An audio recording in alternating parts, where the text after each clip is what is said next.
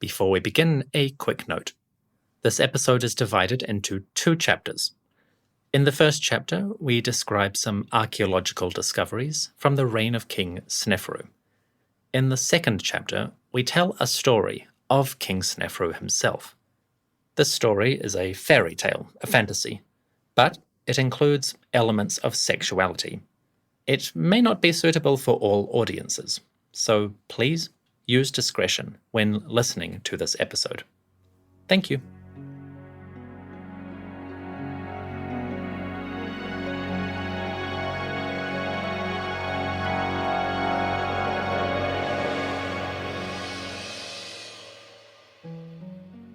Hello folks, welcome to a side episode, 5b, Sneferu's Beauties. Today, I cover some additional material from the reign of King Sneferu, first ruler of Dynasty 4, builder of 3 pyramids, and all-round legend among the kings of Egypt. This ruler is famous for many reasons, but archaeologists and historians are learning more about him and his reign every day. In this episode, I want to explore some other details, including wonderful features that recently came to light.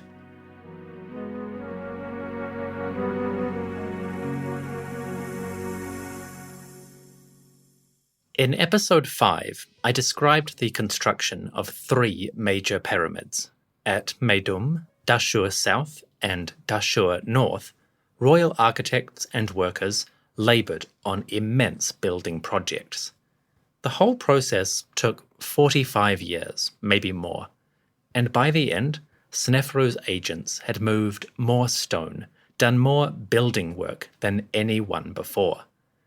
As far as royal propaganda is concerned, it was something beyond imagining, a marvel or wonder of the king's power. There are a couple of things I did not mention, so I'd like to take a few minutes to expand the tale of Sneferu. You see, the monuments of this king have recently received more attention. In particular, the Pyramid of Meidoum, the first monument that Sneferu commissioned, has undergone a bit of a renaissance. In recent years, a pair of researchers studied the monument, and they raised interesting questions about the structure. Long story short, there may be some undiscovered parts to this pyramid. Let me explain. The Meidoum pyramid is complicated in an architectural sense. Today, we see a half-collapsed structure surrounded by debris with a somewhat dilapidated shape. That is partly the result of damage, especially stone robbery over the centuries. But it's also a result of engineering. Sneferu's architects changed the pyramid at Meidoum twice during construction. Today, we see a pyramid that has 3 distinct phases in its architecture. I explained all of that in episode 5, but it's important context. The Meidoum pyramid is weird, and it also holds secrets. Inside the pyramid, the entry corridors descend beneath the earth. Then, the passage levels out at the bottom, before climbing straight up in a vertical shaft. By the time you reach the end of the passages, you have reached the center of the monument. And standing in the burial chamber, quote-unquote, you are at the base of the pyramid. It's a bit unnerving, feeling all of that stone pressing down above. And the Meidoum pyramid itself does not fill one with confidence. There are wooden beams in the ceiling, apparently helping to support the roof. And some of the walls are rough, irregular blocks of stone piled up together. For a long time, the Meidoum pyramid seemed like a haphazard, imperfect monument. That's not a criticism of the builders. Since they had to design, then redesign again, we can expect the structure wound up slightly rough. But that is not the point. The point is, the imperfect masonry may have other explanations. In the early 2010s, a pair of researchers named Dormion and Verd'hurt re-examined the Meidoum pyramid, specifically the internal structure. Their conclusions were interesting. First, the pair identified relieving chambers above the corridors and passages. Relieving chambers are hollow spaces designed to lighten or relieve the weight of the masonry. In this case, the ancient architects had included hollow, relieving chambers above the horizontal corridor at the bottom of the pyramid. Those chambers protected the structure, preventing any collapses into the passageway. It was an ingenious addition to the monument, one that would turn up in later pyramids. But until Dormion and Verd'hurt studied Meidoum, those relieving chambers were unknown. So this study was a victory. The pair went further than that. They also studied the chambers in the core of the monument. This time, their conclusions were more speculative, but still interesting. Dormion and Verd'hurt studied the final room, the burial chamber, quote-unquote, and they noted how the construction here is rough and irregular. Certain features like the wooden beams and stone lintels appear in the walls, but serve no visible purpose. I am simplifying their argument terribly, but you get the point. The researchers wondered if, maybe, there are architectural elements beyond what we know. Dormion and Verd'hurt suggested, tentatively, that another passageway or chamber might exist in the pyramid. This extra area, if it exists, would be small, otherwise it wouldn't fit into the masonry. But even if it is small, it is intriguing. There might be a corridor that was never completed, or another chamber abandoned during construction. The point is, the Meidoum pyramid could possibly, maybe, potentially, have undiscovered rooms. You may be familiar with other projects that have suggested undiscovered or hidden chambers in different pyramids. The Meidoum one tends to get overlooked. It's not a famous monument. But the study of this structure was interesting. Hopefully researchers can examine and test Dormion and Verd'hurt's hypothesis. If any pyramid was going to have undiscovered chambers, the Meidoum one would be a good candidate. These researchers also turned their attention to the bent pyramid. In another study, Dormion and Verd'hurt proposed that this pyramid at Dahshur might have its own undiscovered chambers. Unfortunately, this hypothesis proved incorrect. In 2015, a team of scientists scanned the bent pyramid. As part of the larger Scan Pyramids project, researchers from the University of Nagoya spent weeks studying the masonry of that structure. In the end, they found no evidence for additional chambers or corridors. So Dormion and Verd'hurt had success at Meidoum, but the bent pyramid seems to be what it appears to be.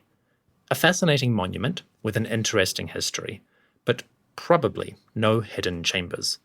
That could change in the future. For now, it is what it is. These projects are small and they may seem inconsequential, but there is a point here. The pyramid at Meidoum and the bent pyramid at Dahshur have many stories yet to tell. Archaeologists have examined these monuments repeatedly over the years, but as technology develops, new methods arise, and new questions emerge, there is always more to learn. Whether it's identifying architectural features, answering questions about engineering and design, or simply helping to reconstruct the ancient picture, archaeologists keep at it. As more information comes forth, I will report it. For now, let's move on.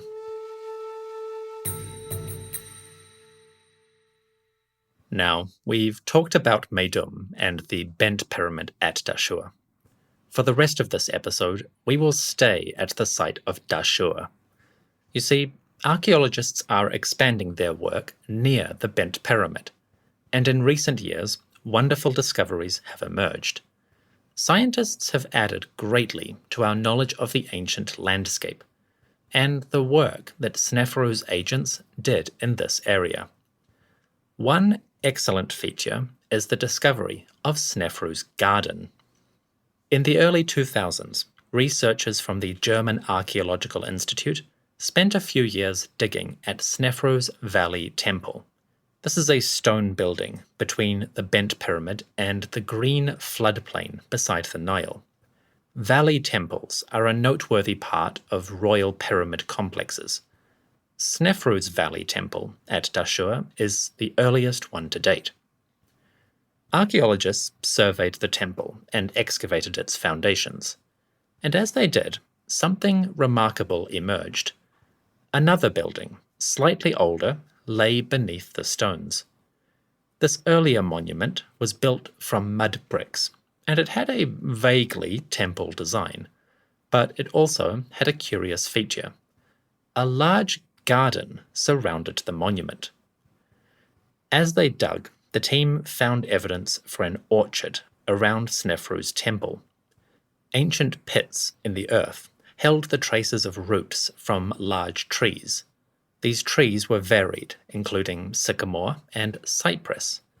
Cypress trees are foreign, not native to Egypt, so Sneferu may have imported exotic plants from northern lands to fill his pyramid garden. The project here was huge. Archaeologists have identified at least 300 pits for planting different trees.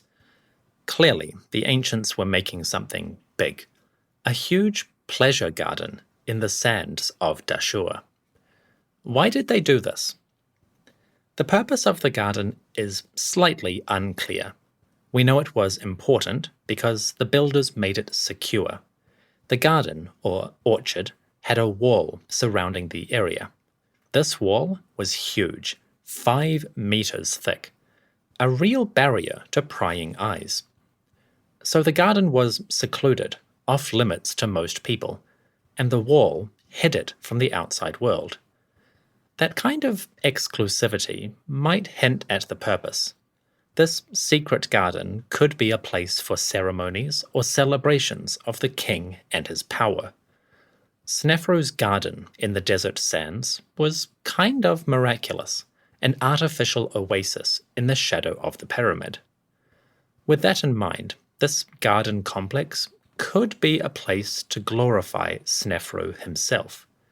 Imagine the priests and courtiers in their finest clothes, standing amid trees and flowers, while the king appeared in splendor.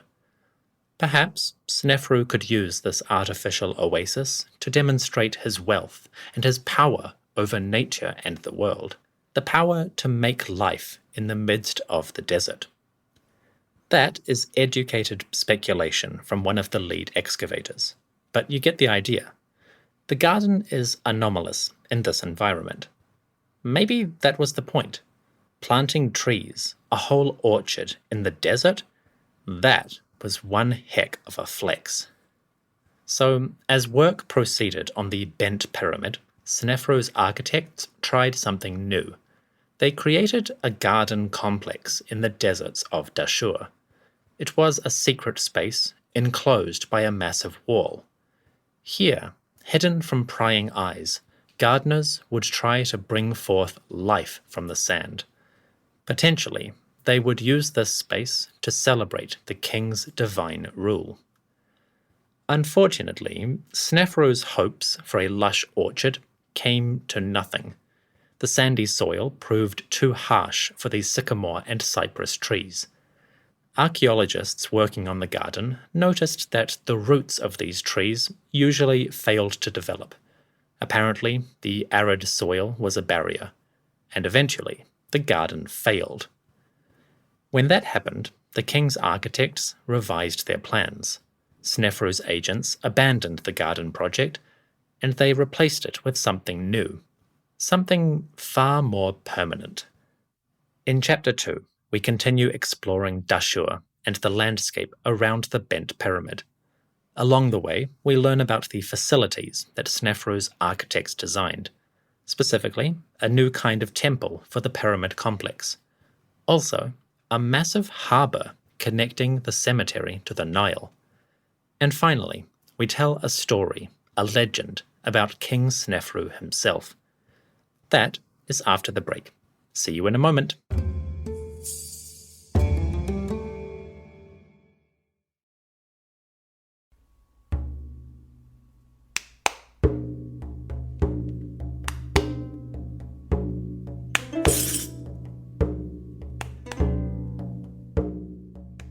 In year 30 of Sneferu's reign, work at the Bent Pyramid was in trouble. Around this time, Sneferu's architects started working on their next monument, the Red Pyramid, also located at Dahshur. The new structure was basically the neighbor of the Bent Pyramid, but, done better. I described all of that in episode 5, and why the Bent Pyramid is actually my personal favorite of the Old Kingdom monuments. But aside from the massive project of building a whole new pyramid, Sneferu's architects also changed other areas. At this point, the architects reimagined their garden complex. They abandoned the garden and started building a temple. A stone structure with different sections replaced the old orchard. This temple has mostly disappeared, just the foundations remain. But enough survives to get a hint of the monument and its purpose. The new temple would serve as a place for celebrating Sneferu's rule. Blocks of stone recovered from the monument show images of the king. Wall carvings presented Sneferu in the midst of his Sed festival, the grand jubilee of a monarch's reign. After 30 years in power, Sneferu participated in the Sed festival rites. Images of that survive from this temple. The new structure was the first example of a building that will appear at many pyramids. We call it the Valley Temple because it connected the main pyramid with the green river valley below. Valley temples were important parts of pyramid complexes. Sneferu's Valley Temple at Dahshur is the first surviving example. This Valley Temple sat halfway between the pyramid and the Nile.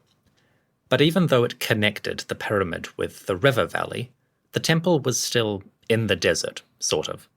That was a little bit of a problem, because the temple was supposed to connect the monument with the world of the living. The ancients solved this barrier in a remarkable way. Just in front of the Valley Temple, Egyptian workers built a harbour. Artificial harbours show up in many ancient monuments. There is one at Giza for the Great Pyramids.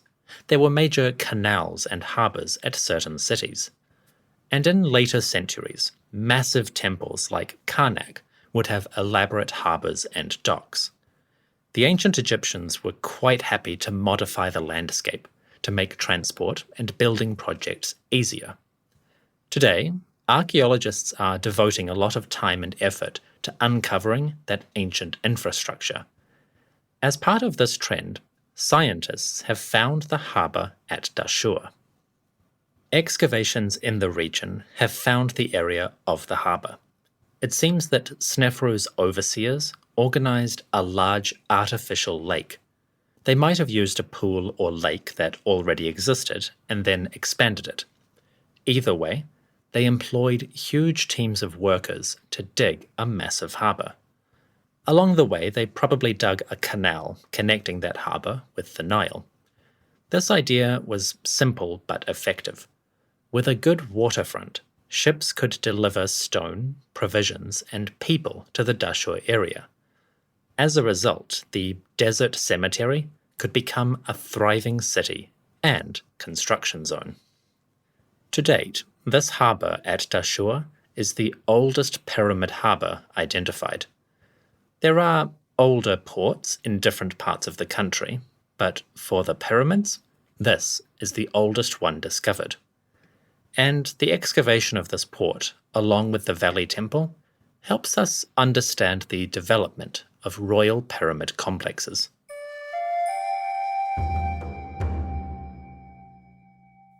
Speaking of harbours and the Nile, we also have a story about King Sneferu. It concerns a pleasure cruise that he took on the river, and a small mishap that befell his servants. This tale is fun, and it's also famous among Egyptologists, because many students use it as a training text when they are studying the ancient language.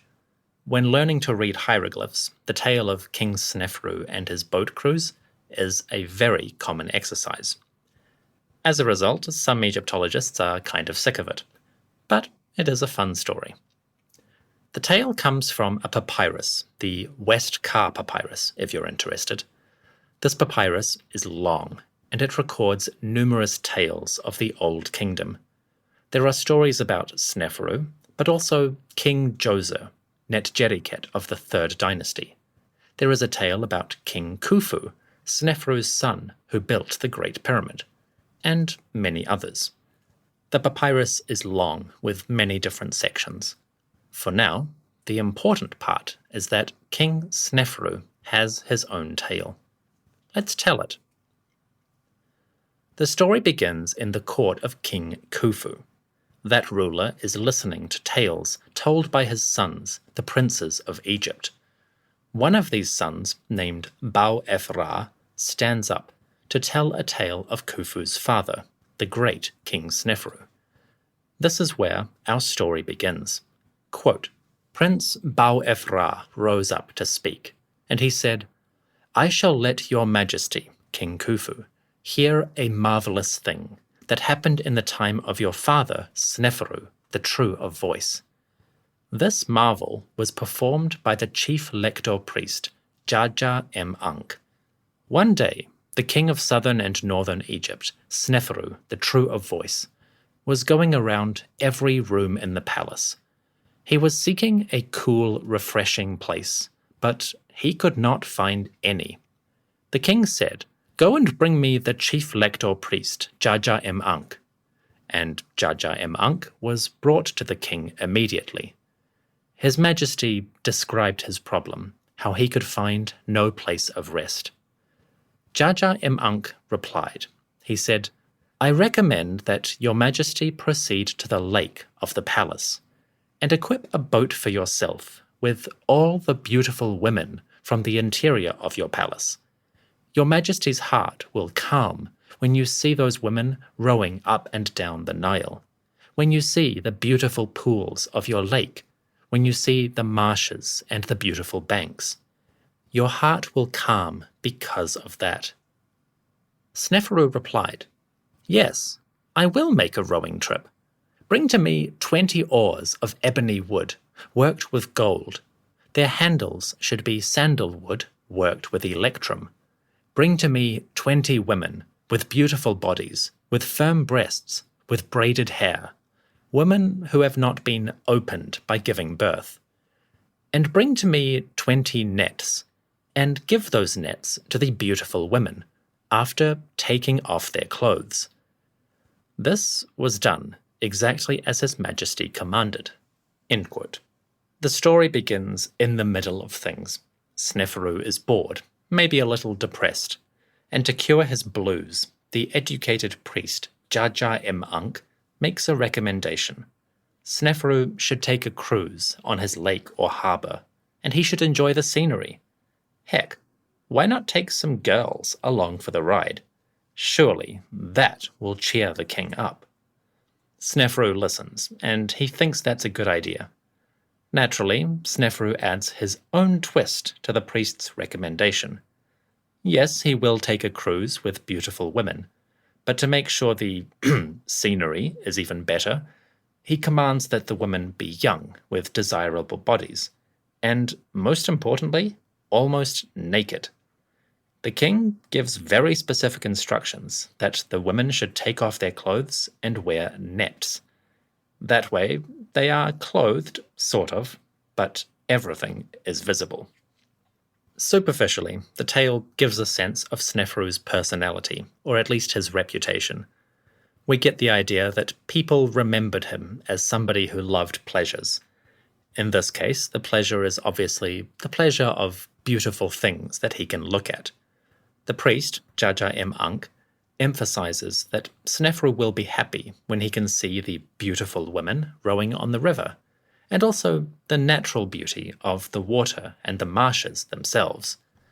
Then Sneferu shows his own inclinations when he gets very specific about the girls. So the story, which is a fantasy or fairy tale, might preserve some kind of memory of Sneferu's personality. At the very least, he may have had a reputation for those kind of interests. So Sneferu thinks the cruise is a good idea, and he goes out on his boat. This is when things get interesting. Quote, "Then the girls rowed up and down the river, and His Majesty's heart was happy to see them rowing. But then the girl who was at the steering oar ran a hand through her hair, and her new pendant, shaped like a fish and made of turquoise, fell out of her hair into the water. As a result, the girl became silent and she stopped rowing, and her rank of rowers were also silent and stopped rowing. His Majesty asked the girls, 'You don't row anymore?' And they replied, 'Our lead rower has stopped rowing.' His Majesty said to the lead girl, 'Well, why aren't you rowing?' And she replied, 'Because my new fish pendant, made of turquoise, fell into the water.' The king said, 'If you want a pendant, we will replace it.' But she said, 'I want my pendant, not one like it.'" End quote. Ironically, Sneferu's own demands wound up interrupting his cruise.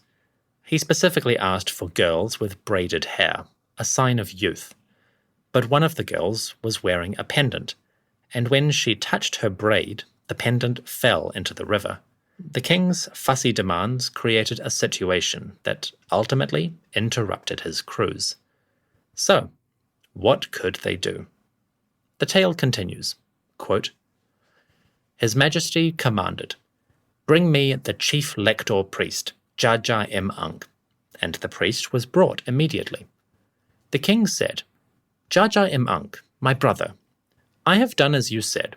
I went on a cruise, and I was happy, but a pendant shaped like a fish fell into the water.' Jaja-im-Unk did not hesitate.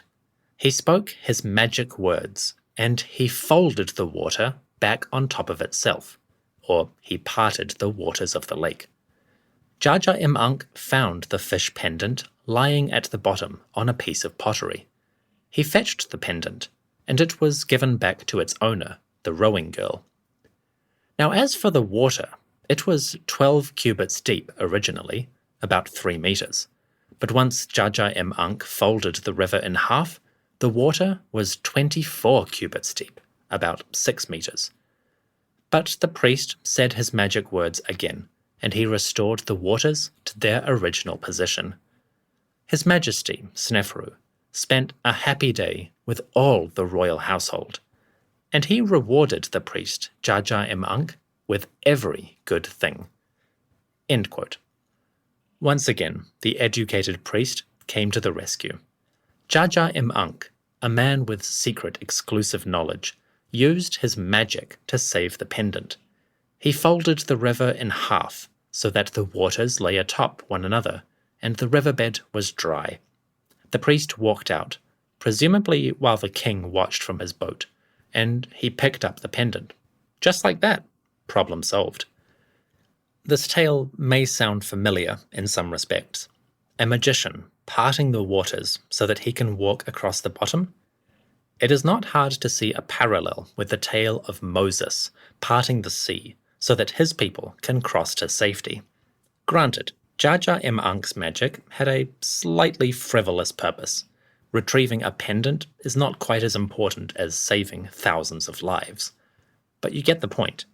The magic of parting the waters has a long and deep history. Pardon the pun.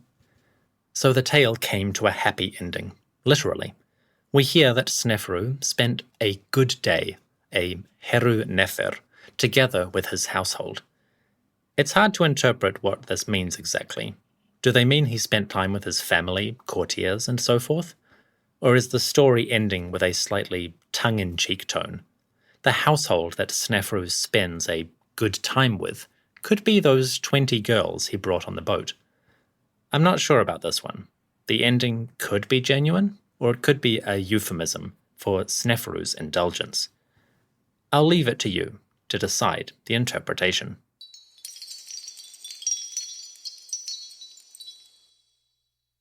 The tale of Sneferu and his pleasure cruise ties in nicely with recent discoveries at Dahshur.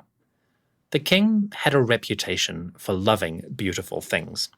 Granted, that was in his name. But we also have evidence that the king followed through on this in life. At his command, royal agents tried to build a garden in the sands of Dahshur, and workers labored endlessly to build a harbor for the pyramids and their temples. And when that harbor was complete, Sneferu might have enjoyed trips on the water, surrounded by his beautiful things. So from various sources, we get an idea of Sneferu as a ruler and a character. Centuries later, Egyptians remembered him as a lover of beauty, whatever form that took. Recent discoveries at Dahshur are rapidly expanding our knowledge of the monuments and the ancient landscape. We can see how, under Sneferu, Egyptian architects modified earlier practices. They changed the design of royal pyramids, and they changed the elements of pyramid complexes. Egypt's first pyramid, the step pyramid at Saqqara, sat at the heart of a vast stone city. Elaborate buildings, imitating real structures, surrounded that monument. But a few generations later, Sneferu's architects were revising all of these concepts. The pyramids of Dahshur did not have fancy imitation cities. Instead, these pyramid complexes spread out over the area. Instead of one massive structure with different elements, there were now separate, discrete areas. The pyramid dominated the horizon, but nearer the valley, stone temples rose to honor the king. In front of those temples, a massive harbor developed to service the region. And, at one point, a full-on garden orchard appeared in the area. That garden failed, but the fact they tried is interesting in itself. And thanks to the work of archaeologists, we learn more about these attempted wonders. An artificial oasis, a massive harbor, new styles of temple. All of these added to the legacy of Sneferu, the one who made beautiful things.